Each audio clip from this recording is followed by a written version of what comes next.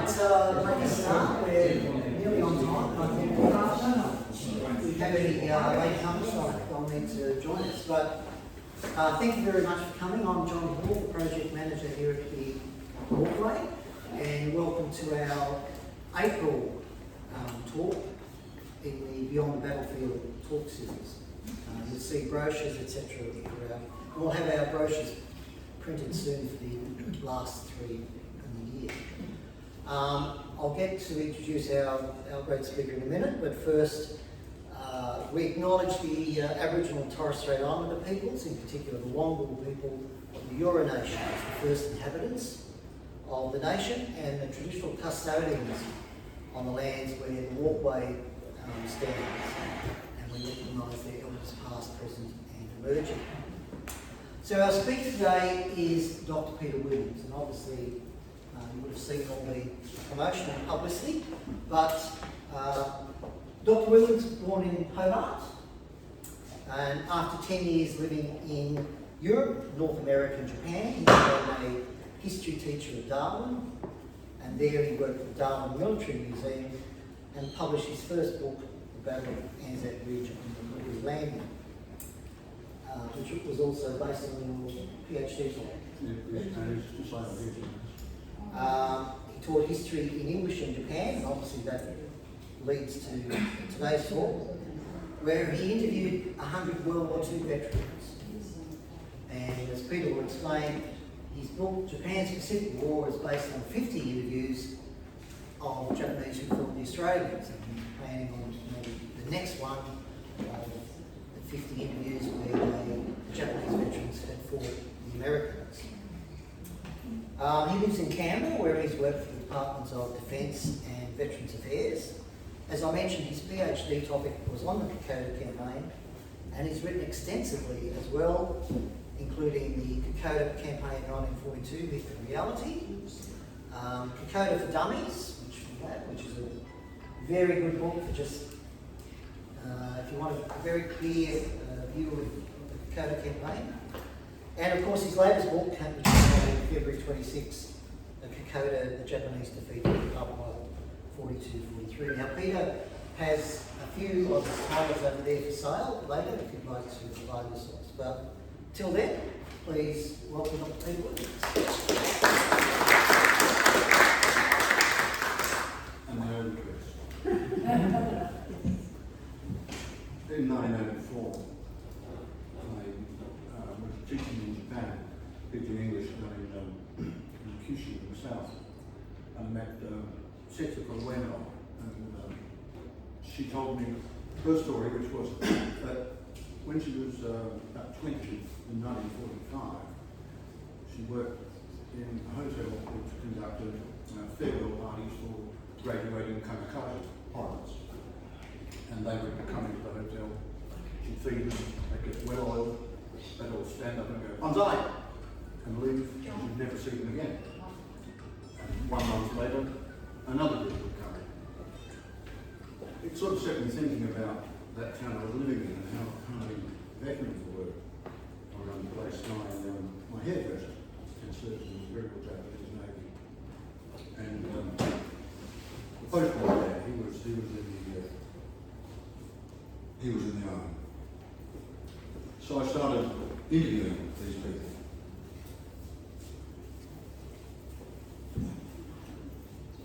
There we go.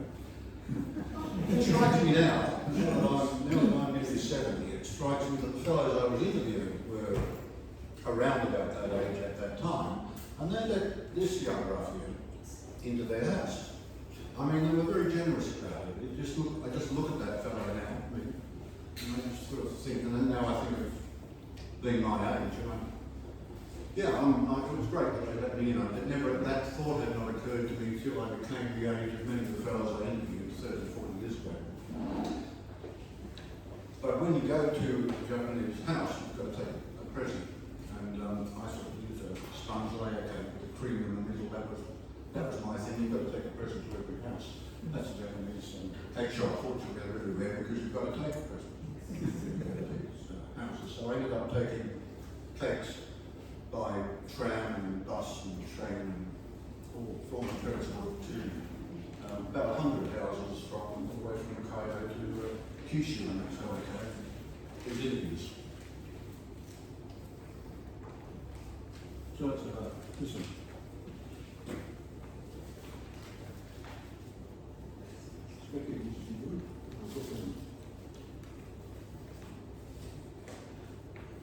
This is Sadashida Imanishi. You can't see him in the photograph, but just next to him he's got his death photograph, a photograph of him with a black band around it, because he's got cancer and he knows he's dying here. He was in the 144th Infantry Regiment, the main regiment that fought on the Dakota Track. And this is what he said. I don't have enough hands here, hold on.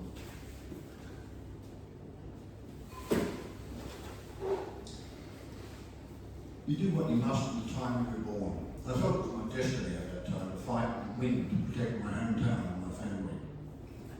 If you're born in a certain time, you're a victim of that time. I was born in time to be an adult in the war. In 1942, by the time I retreated from Port Moresby, I was pretty sick of it all. I felt I'd done my share. I was conscripted in 36. I thought I'd do my 2 years and return home. But I was in China for 3 years and ended up doing 9 years in the army. In 38, I came back from China. I was a corporal at that time. But I decided I didn't like the local life. And most of the friends I left with were dead. I landed on the beach in Shanghai and been in all the battles. I was fed up with the war and had an opportunity to get out of the army. I took it. A quick return to farming. But then in February 41 I was advised I'd be called up again. I didn't want to go back to the war, but the principal of the school and the town mayor came and told me I must go. I had an offer for an arranged marriage too, but I didn't want to take it till I came back. The postman came to our house with the order to report in. I thought he was bringing something else until he said, "Imanishi-san, here it comes." A year after that letter arrived, I was in the beginning. I wonder if I could do without that. Is that going to be okay? No, Oh, okay. Standing up there. All right. What was I going to say? Oh, yeah. Something that comes up there is that the principal of his school, he was simply a part-time teacher. The principal of his school and the town mayor came to tell him that he shouldn't try and dodge out his military service. It would be a bad look for the town. This is Japanese collectivism. It's a very good example of it. We in the West, we've got pride ourselves on individualism. The Japanese don't. They look down upon that. They think that's childish. They think, you don't care about the group if you're not going to do what the elders of the group think is good for you. It's east is east and west is west, and whatever is way you should make it.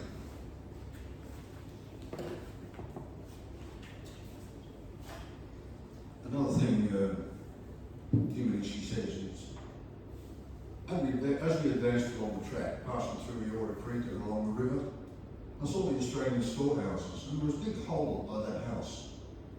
They dumped all their garbage in there, something we would not bother doing when on campaign. Seeing their excellent sanitary arrangements, I thought that they were a totally different kind of people to us. In those days, no one talked about environmental problems. But here were the Australians, conscious of sanitation and cleaning up, even while in the jungle. I was impressed that the Australians were such a people. It was especially hard to understand, as Australia was a place where the British sent all their criminals. It was a surprising thing to me that they could create an army at all.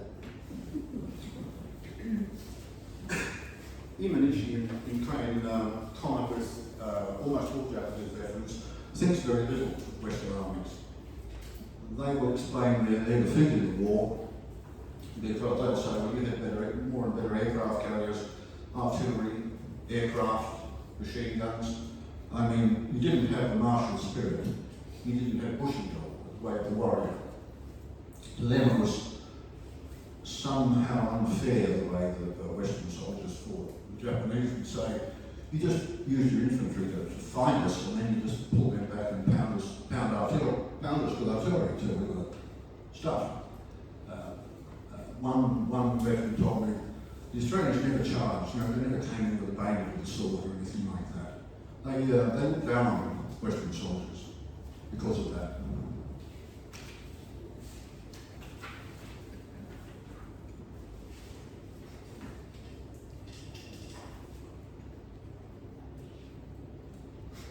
This is Kaname Harada, a fighter pilot. He flew Zeros for the Imperial Japanese Navy. He shot down 19 aircraft in the war. Now, Japanese pilots at that time, they didn't know how many planes they shot down. They didn't keep a record. If you asked a Japanese pilot how many planes he shot down at the time, he would have said, oh, I don't know, it doesn't matter, I contributed to the 200 planes my squadron shot down. It's only, these fellows only found out how many planes they shot down because historians checked into it after the war and looked at the records. And so Harada probably had no idea at the time, but he's officially credited with 19 kills, but he knows that now.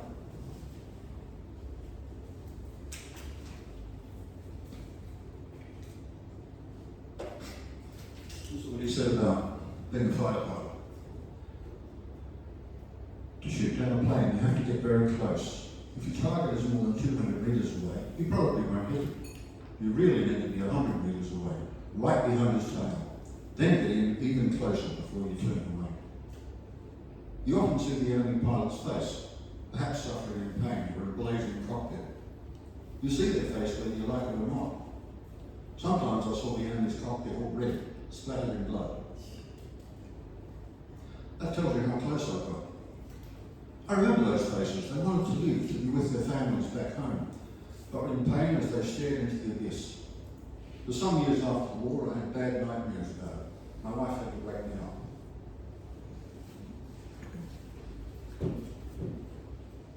Now this is Harada talking about conditions in Japan after the war. Life after the war was terrible. I almost lost faith in my nation. I went home to Nagano and tried to find a job to feed my wife and children, but no one would hire me. We ex-professional military officers were purged, and I couldn't even get a night guard job. No employer wanted the occupation force asking them why they had hired an ex-military man. It was a betrayal. We fought for the civilians, but the people forgot all this as soon as we lost the war.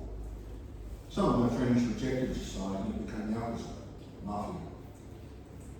If I left my house for more than 2 days, I had to report to the occupation forces about where I would go. The Americans treated me like a war criminal. I tried a lot of things. I bought a cow and sold milk. I collected apples from farmers and took them into town to sell. I tried many things to make money, but nothing succeeded. But I worked hard. An opportunity finally came when the local people asked me to start a kindergarten for the many new residents of our town. I resisted, telling them I killed many people in the war, and a man like me had no right to be an educator of children. They countered by saying that I could educate the children about war and not to repeat the same mistake again. I decided to do it and opened a kindergarten. It was the best decision I ever made.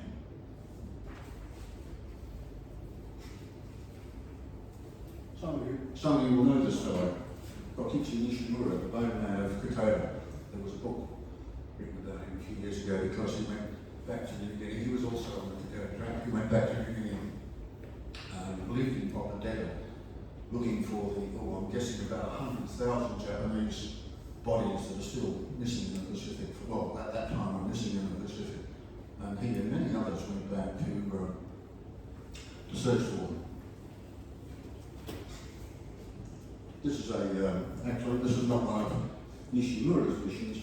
This is a government organised expedition, and they collect the bones, find the bodies, collect the bones, and send them back to Japan. Nishimura was actually an opponent of the government. They fell out over the way to do this, and they didn't like the government, didn't want to spend a lot of money on it.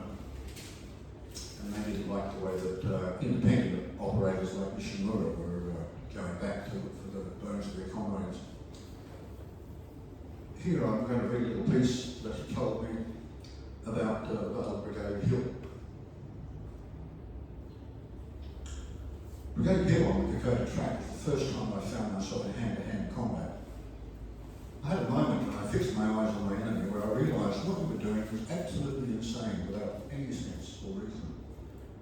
I wondered, why do we have to kill each other? He hasn't done anything wrong. I have no malice toward him, but if I don't kill him, he will kill me. It just didn't feel right at all, but I couldn't disobey orders. I was trained and brainwashed to kill the enemy, no matter what.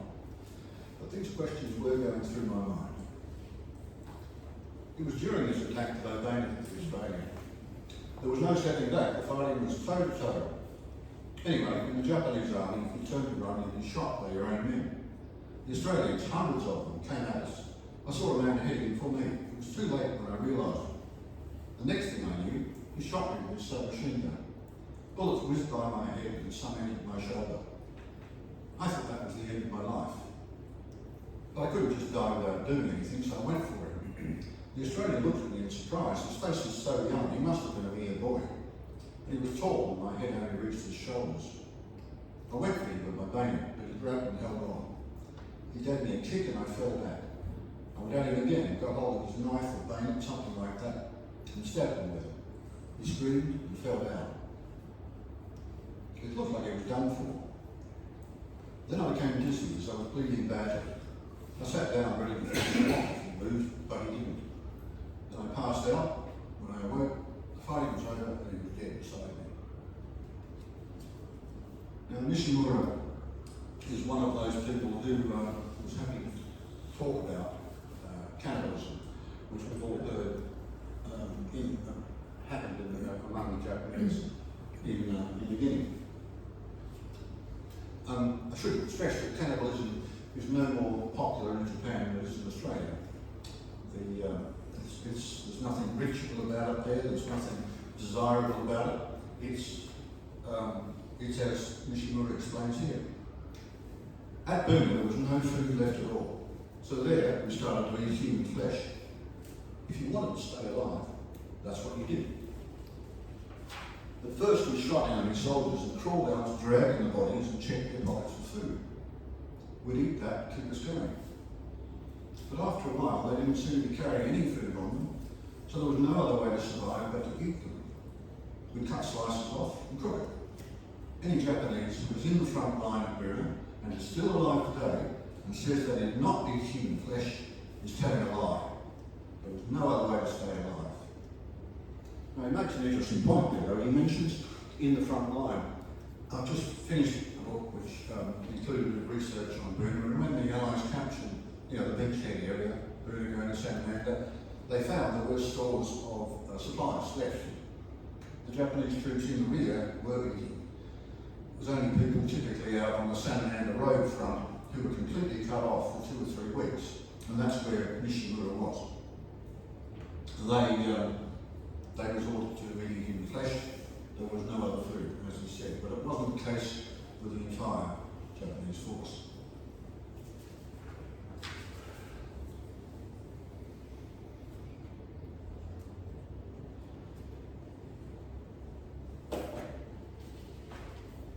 This is Takaro Tsuzuka. He was a graduate of Etajima, the Japanese Naval Academy. He was in all the big battles, the Philippine Sea, in the Leyte Gulf, on the battleship Yamato and one other. But I want to read you a bit about what he said about the Japanese Naval Academy at Etajima, which is a little bit east of Hiroshima. There's a little island there, and you can take tours of the Naval Academy. It's well worth it. We always thought of the British Royal Navy when talking about Navy tradition. Many believe that Japan had the second finest navy in the world after the Royal Navy of Great Britain.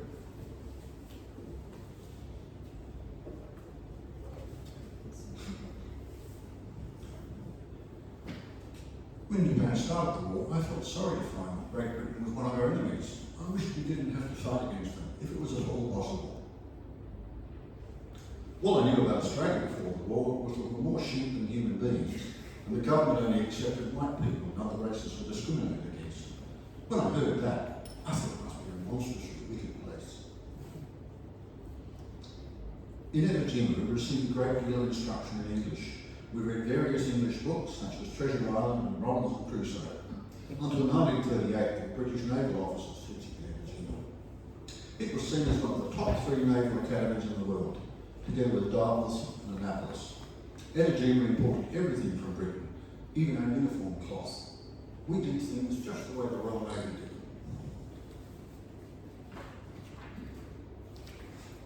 We were trained to eat a full course Western meal. Before graduation, our manners were tested by attending a dinner party with the principal and other high-ranking officers. We were told to stand by the right side of the lady and offer our left arm to her to go into dinner. We did horse riding and various other things that English gentlemen did. By the time we graduated, we came to think that we'd become elite. It was a snobbish society, but a very interesting one too.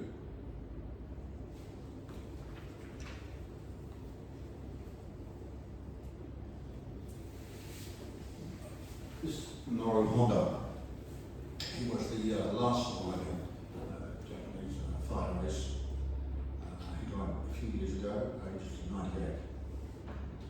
He became a test pilot after the war, went to the US and tested the Sabre jet, which the United States Air Force flew in the Korean War. I was born in 1923.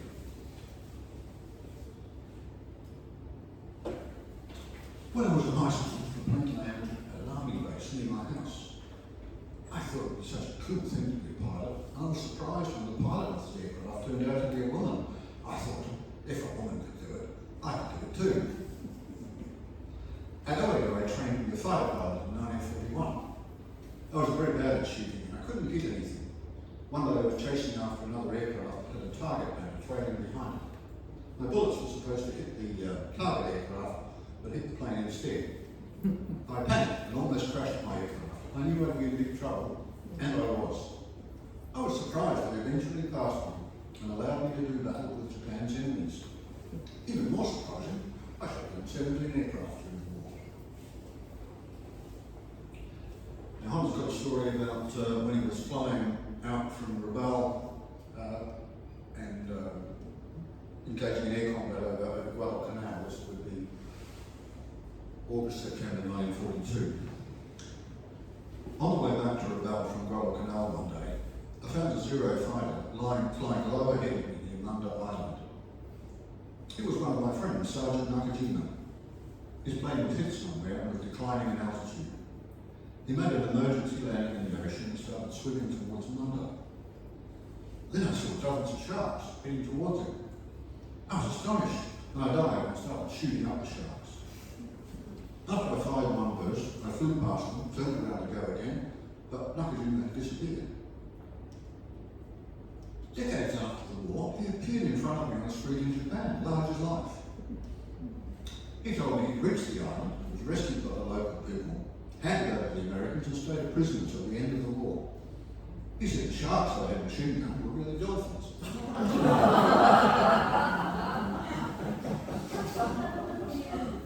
Oh, there's one more Honda story. This concerns the dropping of the atomic bomb in on August 1945. On that day, I was at Himeji Airfield. I was sent there to receive a newly made Shinden fighter and bring it back to Omura Air Base near Nagasaki. I took off from Himeji Airfield at 7:45 in the morning and headed to Omura. At 8:15, I was flying over Hiroshima and I didn't see any other planes around me. I was at 2,000 metres and I had a look at Hiroshima Castle. Suddenly, my plane was blown violently off course, dropping 500 metres. I recovered control and looked around me at the city, but it was completely gone and looked all white. Then, in front of me, I saw a huge mushroom-shaped cloud coming up fast. It was big, white and shiny, but inside was red and black. If I'd been over Hiroshima a few minutes earlier, I would have been in the middle of the explosion and killed. I didn't know what had happened. I flew on to Omura and reported to Colonel Genda and the other staff officers, but no one believed me.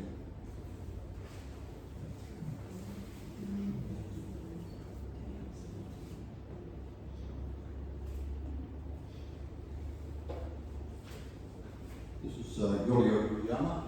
He served in the destroyer Shikanami during the war. I was always dreaming of going to live in a foreign country. I saw a photo of a Japanese farmer in Brazil. I wanted to be just like that farmer, but my family opposed it. So I decided the most I could get away with was to join the Manchuria cultivation unit, grow crops in Manchuria.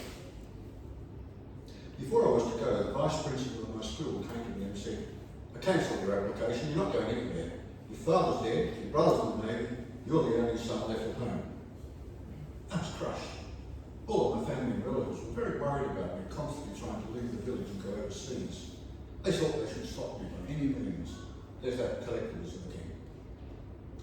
We really frown upon it. We think it's none of other people's business. What do you do if you're an adult? But the Japanese do not think that way.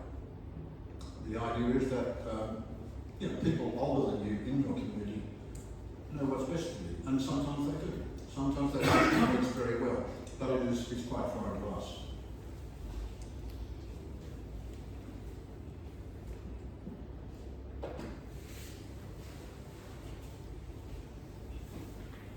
But when the war came, I was able to join the Navy. Before I joined up, my mother sometimes told people, "Many families in our village have lost their sons for the nation, but neither of my sons have died yet. I am ashamed." That was not what she really thought, though I didn't understand it then. For my mother, I decided to join the Navy, to let her feel less ashamed. I took the Navy exam without saying anything to Mother, and I passed it. I expected her to be happy, but she wasn't. She said, "So you too were going to war." And that was it. Now I'm older and I have children, I can understand her complex emotions. There were views which she expressed in public, but they were different from her real feelings. Seasickness was my problem. I couldn't overcome seasickness. For quite a while I always vomited up everything I ate. My senior NCO said he'd fix me up. He forced me to eat my own vomit. He said, "You can never be a real senior doing this. Get tough. Overcome it." As you may imagine, it's pretty awful. But it worked. I got over my seasickness.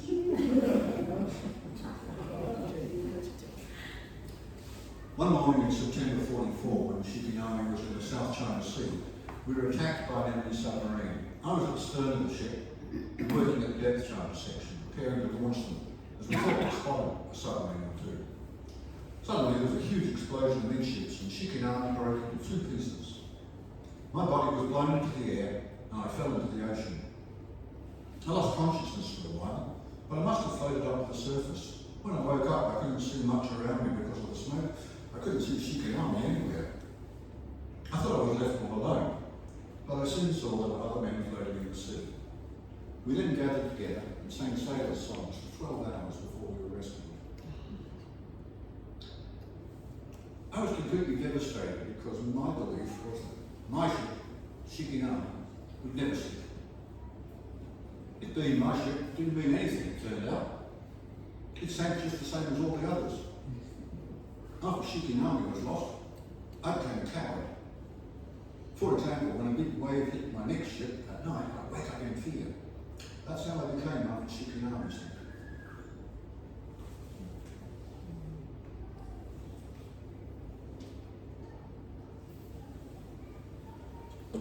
The next fellow is the fellow the book's dedicated to.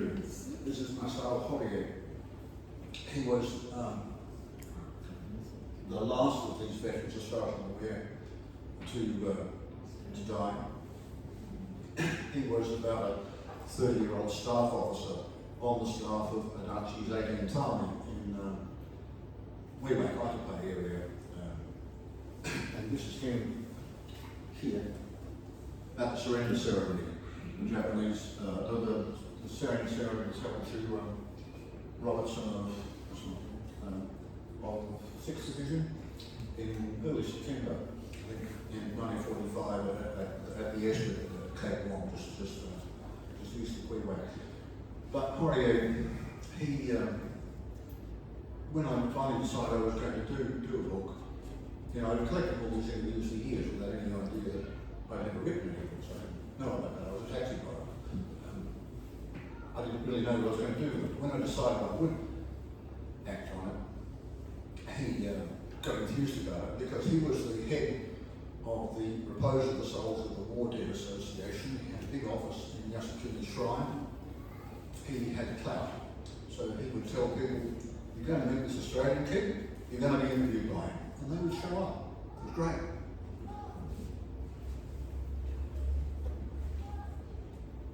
That's Anachi at the surrender ceremony. That's Robertson. Borrego is also one of the hardliners. Now, there's a bit of variety here. Some Japanese think the war was a stupid idea. Some think we shouldn't have surrendered. He was one of those. He would have gone down fighting Borrego, but he was ordered by the emperor to surrender, so he did. People like him, if the emperor hadn't said, that's it, it's over, they would have kept on fighting. Now, we're talking about early August 1945. The added on his new plan was the honourable death plan to be executed at the end of September 45. Because we had little food and ammunition, we could not last much longer. We were going to end honourably in death. I was sent to Subic to prepare that part of the overall plan. When an order arrived, we returned immediately to Army headquarters. When I arrived, I heard we'd been defeated. While in New Guinea, I'd been writing poems. I wrote one then concerned with my fears about what would happen to our nation in the future. That was the last poem I ever wrote. It's a very interesting thing about Japanese officers. They're all poets. I don't know how many ex-Australian officers we have here. Anybody writing poetry? It's not a thing we do, but a well-educated Japanese officer writes poetry. Japan was defeated. The mainland had not been invaded. It was as if the war was not really finished. Is that the right way to end the war? The Japanese people would rather stand until they fall, completely vanquished. That's the spirit we had. I expect it to you.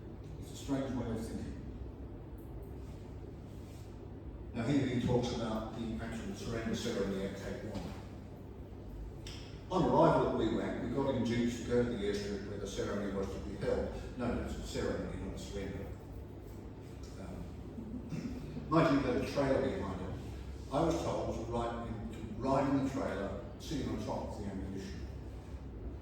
I was a major in the Imperial Japanese Army. I was mortified. I still remember the feeling. How dare they put me in with the ammunition to go to the ceremony? We were told to march down the runway. The general led, followed by 3 other officers and myself. 4 Australians marched with us. There were many Australian soldiers there along the side of the runway. I felt it to be humiliating to attend this kind of ceremony watched by them. General Adachi gave up his sword. He signed the surrender document. As far as I recall, the commander never said a single word during the ceremony. This time, my comrades and I were careful not to show an unmanly attitude in front of the Australians. We made a point of holding our heads high in a dignified manner. General Adachi had been firm on this point before the ceremony. I did not want to appear effeminate or weak, but inside my heart I was crying with frustration and chagrin. I was also thinking, what would Japan be like after this?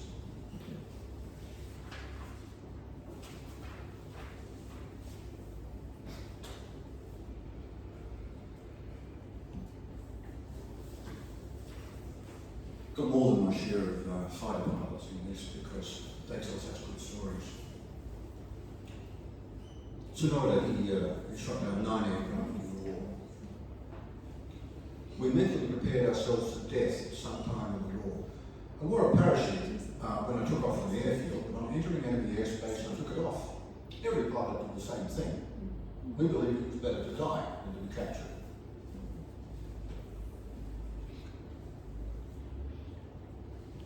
That's actually Tsunoda's aircraft, by chance. It was left at the runway at Buda, and I think it's the aircraft that the Australian War Memorial got a hold of and is in the War Memorial today.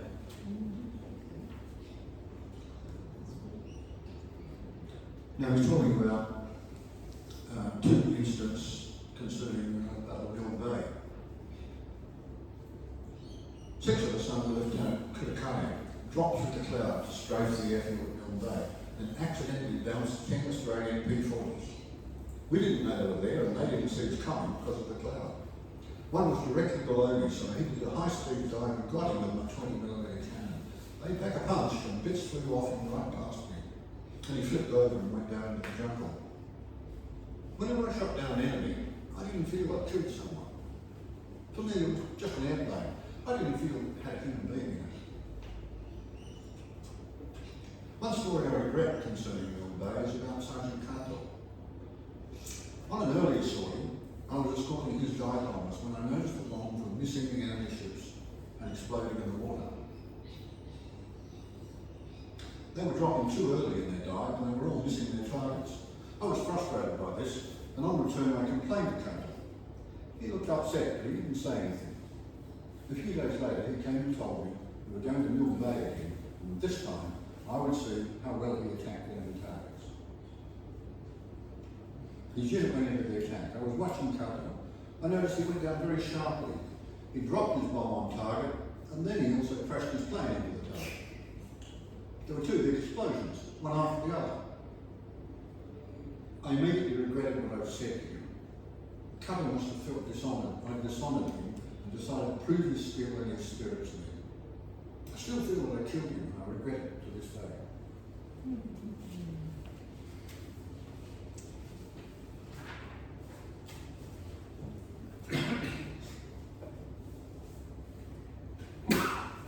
This is Okamoto. He was battalion commander in 18th Army, and he was also when it surrendered at the end of the war. When I heard about the end of the war, I was still in New Guinea, commanding what was left of my battalion. Honestly, I was relieved. The ordeal I had not asked for was at last over. I called my battalion together to speak to them. As the commander, you feel responsible for the men. It was difficult to find the words I needed. I told my men that Japan had been defeated, but they should not be discouraged, as they had fought well. They should go home to their loved ones and live their lives. Now, we talked a lot about the differences between the Western and Eastern view about certain things, but that is a speech that any battalion commander of the defeated army could give as an American Australian. That they had in common with us.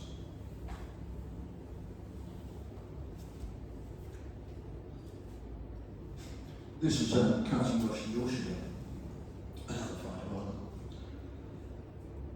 He's a bit of card. I had my wife with me on this interview, and Yoshida said, if I don't again, if I kiss your wife, easiest 500 yen I ever made.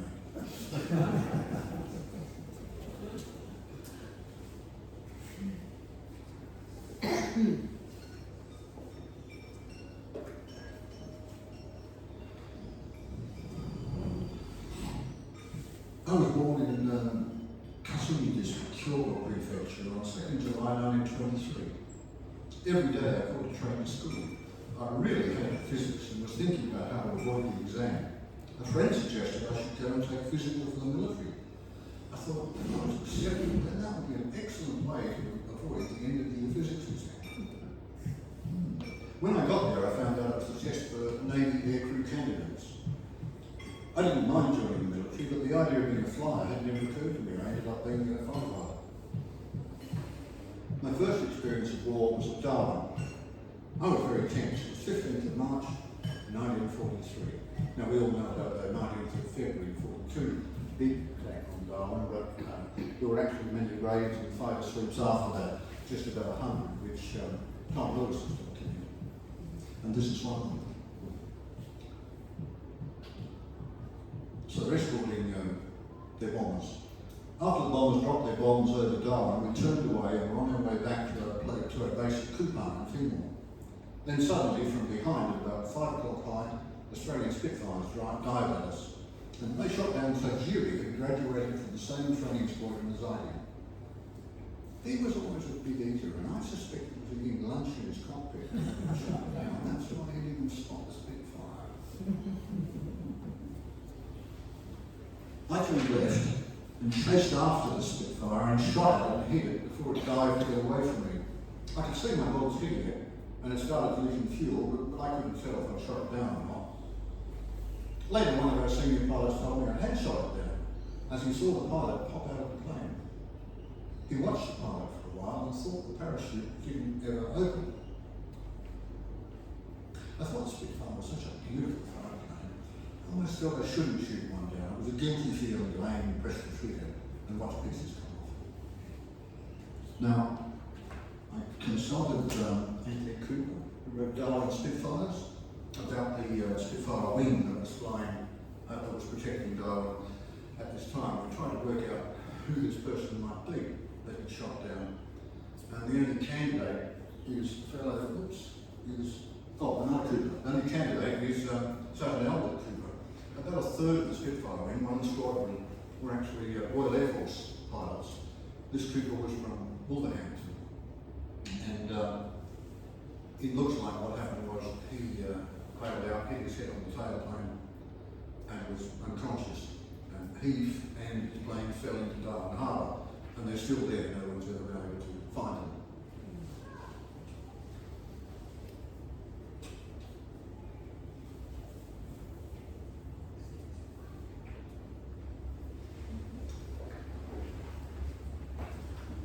Tomorrow morning, he just talks about being in the Navy and for ordinary daily life. Oh, the food was good. We in the Navy were lucky compared to the Army. We got 3 meals a day. We had tinned food such as sweet and soy sauce with beef, boiled mackerel, we ate beef and potato stew, soy soup, sweet chili fish. Just to remind us which day it was, with a curry every Friday. My first battle was in the Java Sea, which was what? February 42, January 42? Late March. Anyway, I was in the destroyer Tsukase, the 16th destroyer flotilla. The battle began with the sound of warning bells and voices over the speaker saying battle stations all over the ship. Our ship was the first to spot the Allied force. There were American, Australian, British and Dutch ships in it. My ship fired torpedoes at the Australian cruiser Perth, but we missed. My job in battle was to carry shells to any gun that needed them. In that battle, I ran all around the ship. One moment I'd be on deck watching enemy shells landing near us, making water splashes 5 metres high. The next moment, I'd be below getting another shell. I was running around delivering shells, trying not to gawk at the enemy ships on the horizon. There were flashes from their guns and clumps of black smoke. I didn't look around as much as I wanted to, because I knew if I made any kind of clumsy mistake, I could be dead before I knew it. Our own guns were incredibly loud, and it was a relief to get below each time I went to get another shell. During the battle, I just strived to do my duty. I never thought about the emperor or anything like that. I was too busy doing my job. After the battle, next morning, I was on deck when I saw 20 or 30 white men floating in the Java Sea. They were waving, trying to signal us, asking to be rescued. But we couldn't do that, as we'd have to stop and put the nets down the side. There might still be any enemy submarines around, so that was out of the question. We passed the nearest guard only a few metres away. It was pitiful to look at them. They were horribly burnt by the sun, all of them, and their faces were bright red.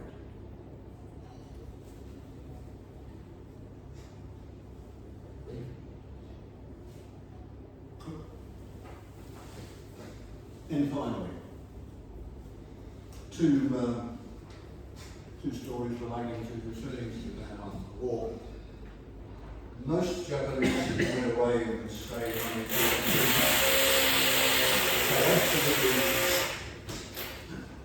They had absolutely no communication with their family for the whole war.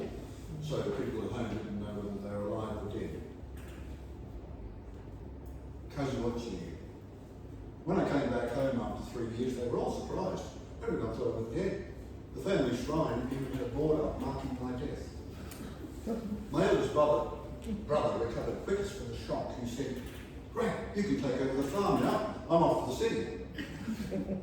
He left and I stayed on the farm, growing rice in the old style, just as my father, grandfather and great-grandfather had done. Kamichi Hori. I got on a ship to go back to Japan at last, When I arrived at my house, it was 10 o'clock at night. My family had no idea if I was alive, and they went crazy with joy.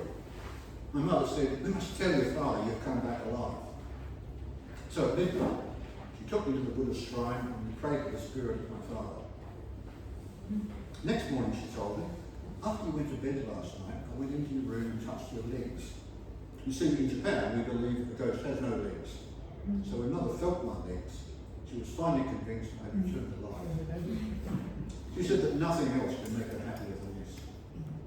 Though I was 20 when I went away, and I was now 25, Mother said I'm 20 again now, and they can make a fresh start today. Other strange things happened to me when I returned from the war. One night I was about to fall asleep when I saw an old lady who lived next door suddenly came into my room, and then she disappeared. I got up and told my mother, "The lady next door might have died." My mother said, "Don't say such a thing." But then a few hours later, the family next door came to my house and told us their grandmother had died. I also had a premonition there would be an earthquake, and it was one. My mother said that these strange things happened to me because my body was back at home, but my spirit was still at war.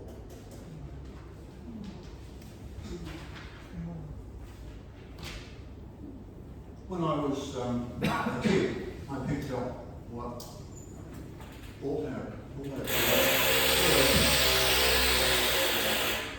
I picked up all our dad's recordings for Japanese.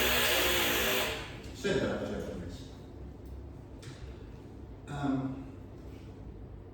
And that's what I thought when I went to Japan. A bunch of bad guys, basically. Sort of looking back on it now, a cardboard cutout sort of impression of all Japanese. But having interviewed 100, and some of these people were my friends for 10 or 20 years. You might say that some of the things they tell me aren't true, but I'm saying they didn't keep up a pretense. They weren't trying to persuade me of anything. And I'm saying that I realised that not all Japanese soldiers, sailors, and airmen were those very bad people that my father told me about. Thank you very much.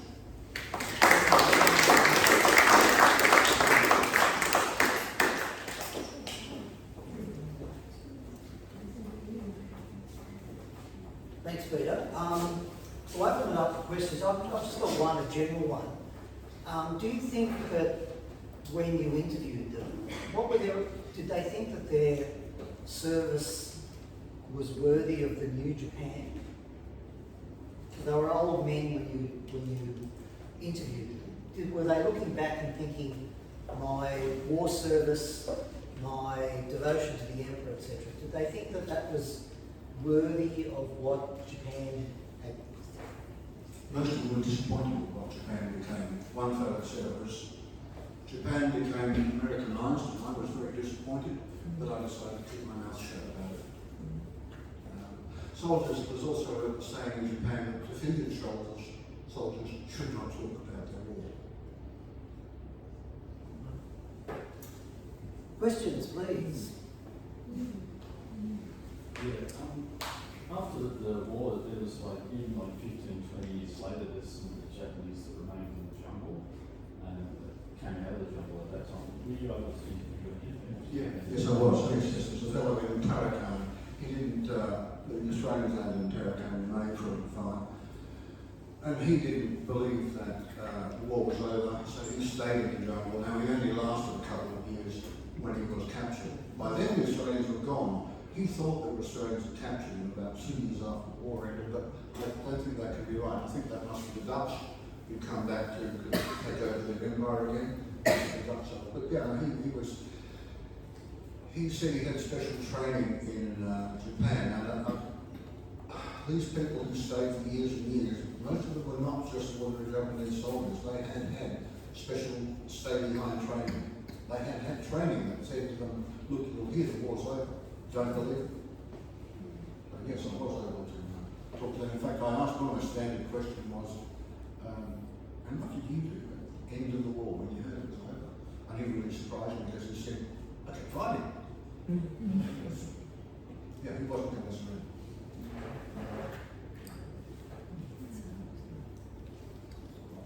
I believe some of surrendered when they did, and they said Hanji des, which basically is I'm ashamed.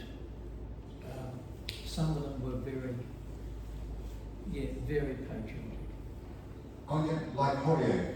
Yeah, I mean, certainly it's hard to say. 100 people I interviewed, I'd say only 10 or 20 of them really thought, it was a bad thing to surrender. We should have stayed a distance. We should have died.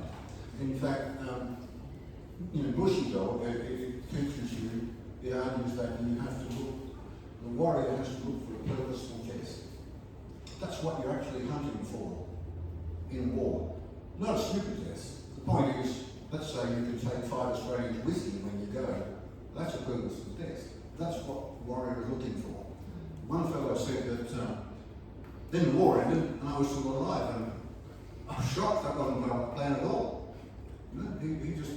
His plan was to die. He just hadn't found that special moment where it was he could have a purposeful death.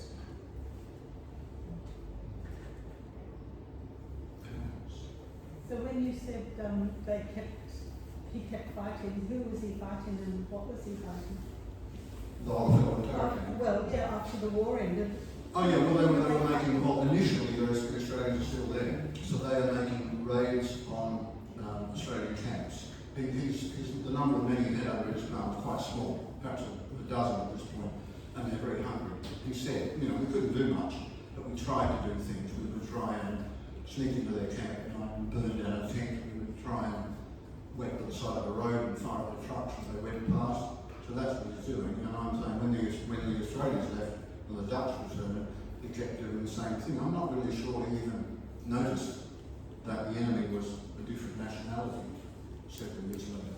And that little force dwindled because the Dutch were hunting them, and so only a few of them left when he was finally captured.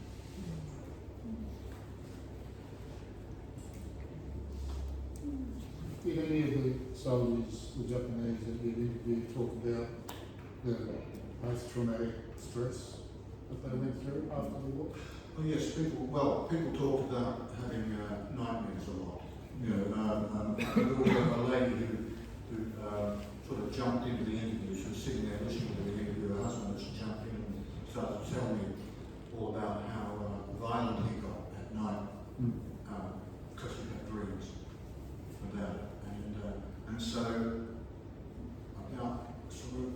let's say that interview was about 50 years after the war, and she ended by saying, but it's getting better now. This has been going on for 50 years. Yeah. So when the survivors of, say, the military, when they return back to Japan, do they get any government support or any aid or anything like that while they're time? They got a little bit, yes, they got a small number of yen was handed out to them, and they got a certain set of sturdy clothing, and it was all done very quickly. It was like, here's your money, here's your clothes, bugger off. So no emotional support? Oh, no, nothing like that. No, I've never heard of anything like that happening. Yes, but in one of my previous employment roles, the person I was with put the ABC on, and the Japanese gentleman was fighting the equivalent of our veteran affairs. He stated that he was at Hiroshima. Yeah. Wasn't happy with that. He went home to his family. He was at Nagasaki and survived both. Were there many Japanese that survived both those places, to your knowledge? No, I have heard of a few cases, yes, people who happened in both places, but no, it would be pretty rare. Yeah. And this case was proven, it isn't both. Hello? There was one chap, I believe, who was in Hiroshima, and he was working for Mitsubishi. And when the bomb went off, within about a week, he went back home to Nagasaki. Before the next bomb went off, and he was there when the bomb went off in Nagasaki. Actually, I think he was there when the bomb went off in Nagasaki as well. But when he went home, he was rejected by his wife initially. She didn't believe it was him because he looked very bedraggled. Anyway, again, she wanted to see his legs. Yes, yeah. It was a strange thing about Japanese. Yes, I spoke to a fellow who was in the army in beginning in 42, 43, that he'd been discharged, gone back to Hiroshima, or out just outside of town, and he was working as a mechanic. And he was down in a pit under a truck when a bomb went off. And then his mum came to see him and said, you know, your younger brother's still working in a factory in Hiroshima. So he went into the town to look for his brother, but the whole place was gone, his brother was gone. I don't know if you can answer this, but do you think the Japanese have ever, the older generation, would ever forgive the Americans for dropping those atomic bombs? I think the older generation understand it more than the younger generation. I think the older generation were in the war, remember the war, know what the war was about, know that, you know, they started it and this was retribution. It's the young people who seem to have no understanding of that because they don't do a lot of history in Japan. Sort of like here. Well, sorry, they do Japanese history. Everybody, all the kids learn their Japanese history, but not like a world history or a broader perspective. Am I answering your question? Yes, So I'm saying it's the younger people. Okay. I guess it's quite extreme to have dropped 2 atomic bombs. Well, the argument is that, if you count the total number of people dying in the Pacific War or something like that, so 10,000 people a week are dying because of the war on, and some of those are American servicemen, most of them are Chinese in fact. So you not drop the bomb and let 10,000 people a week die and just sort of wait and see what happens? Or you drop the bomb and try and stop the war? That's the argument.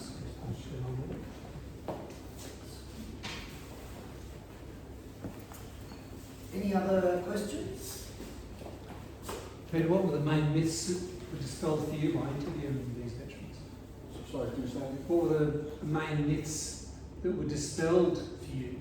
You're an Australian. What were the main myths that were dispelled by virtue of hearing these stories? Of, okay. Well, the big one was that most Japanese thought it had nothing to do with any kind of atrocity. They were too busy being stuck in some jungle fighting somebody, or they just had some kind of job where there was no opportunity to mistreat prisoners of war or massacre civilians. These things happen, but it did strike me that a lot of people have just got jobs in the war and positions in the war where they're not doing any of that. They don't even know anything about that. I did try to interview people I thought were going out on the Burma Railway, but certain people knew to keep well away from me and not be interviewed. I think it's also possibly important. A lot of the people in prisoner of war camps, in charge of prisoner of war camps, were Korean, and the Japanese had a history in Korea. Prior to the Second World War, the so-called Allies did a number of things that put the Japanese in a very difficult position. Have you heard of the ABCD line? I'm not sure what you mean, but I'll tell you what I think this might be concerned with. A lot of veterans think that they were driven into the war by the United States, as the United States thought. And they point out that because the United States didn't like what they were doing, what the Japanese were doing in China, the United States, it organised it so that no one would sell oil to Japan. Now we know what happens to an economy if you can't get hold of oil. And so this is basically a threat to ruin Japan's economy. No Japanese ships were allowed to pass through the Panama Canal. Japanese assets in the United States were frozen. This is the Japanese argument. Look, we were pushed. What do you expect us to do? Just lay down and take it? And they also point out, look, the Dutch are in Indochina, the French are in Indochina, the Dutch are in what's now Indonesia, the British are in Hong Kong, the Americans have got the Philippines. Oh, we Japanese, we can't have an empire in Asia too? You know, they're just sort of hypocritical. So is that the kind of thing you're talking about? Yeah, that was they were pushed into this. Yeah, and prior to going to war, I think in about 2 years, there was a very large number, half a dozen or more changes to the Japanese government. and every time there was a change, there was a military person would replace a civilian person. So you ended up just prior to the war with the Japanese government largely made up of military people. Sure. It became very militaristic, the government. Well, the military, after the depression. the military people pushed this, and after the first bomb dropped on Hiroshima, I believe the next day in the papers were publishing how people could dig holes in the cliffs and avoid, you know, the difficulties with atomic bombs, because they were expecting more to be dropped. Yeah, it was a very sad, it was a almost predictable situation in which many parties, I think, shared responsibility. Yeah, well, the Japanese, the veterans, many of the veterans believe they were pushed into the war by the United States. That, you know, the United States was going to ruin their economy unless they did what they were told. Well, they were encouraged, obviously, to think that, but Well, there's certainly some truth in it. But yeah, that's what I'm saying. You build on a small bit of truth and you utilise it for your own agenda. All right, then we might leave that. I've got a few things to clarify, but first can we thank Peter again?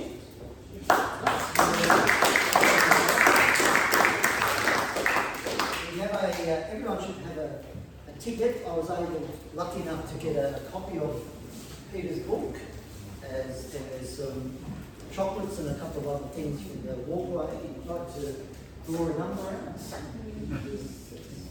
not very